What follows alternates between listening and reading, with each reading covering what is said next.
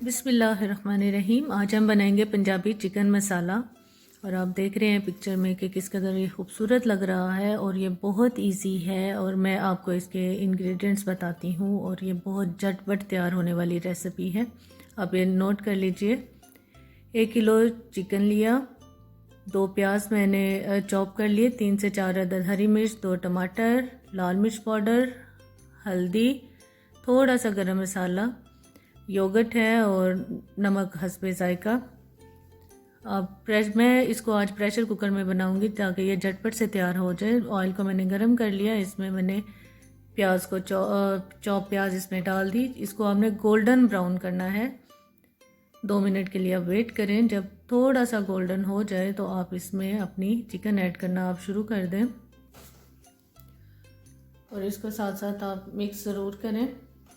آنچ تھوڑی کم کر لیں جب آپ اس میں چکن ایڈ کریں، اور اچھے سے اس کو مکس کرتے رہیں آپ۔ اور اس میں جو ہے میں تھوڑا سا روسٹڈ گرم مسالہ جو ہے وہ ایڈ کرتی ہوں۔ اس میں اونلی زیرہ، 1 کڑی پتہ، 2 موٹی الائچی، اور 2 سے 3 عدد میں نے اس میں لونگ ڈال دیے ہیں۔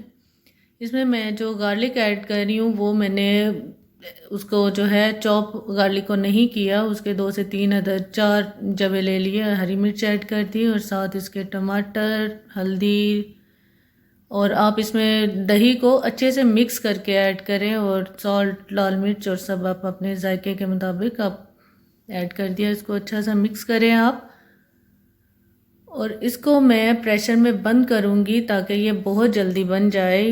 یہ 4 سے 3 منٹ کا آپ نے پریشر لگایا۔ یہ دہی کا اس میں پانی ہے، اور ٹماٹر کا اپنا سارا چکن کا پانی ہے، اور ایک بار پھر جو ہے میں نے پریشر بند کیا، اور یہ ہمارا پنجابی چکن تیار ہو گیا ہے۔ اس کا بہت ہی ٹریڈیشنل ذائقہ، بہت ہی مزیدار جو ہے یہ ریڈی ہو چکا ہے، اور بہت جلدی یہ آپ گارنشنگ کیجیے اس کی، اور لیکن ہمیشہ یہ خیال رہے کہ ہاف باؤل کے اوپر آپ گارنش کریں، کیونکہ کچھ لوگ جو ہے وہ پسند نہیں کرتے جو ہے یہ جنجر، تو اس طرح سے آپ جو ہاف سائڈ پہ ہمیشہ گارنش کریں۔ اپنا بہت سارا خیال رکھیے گا۔ خدا حافظ۔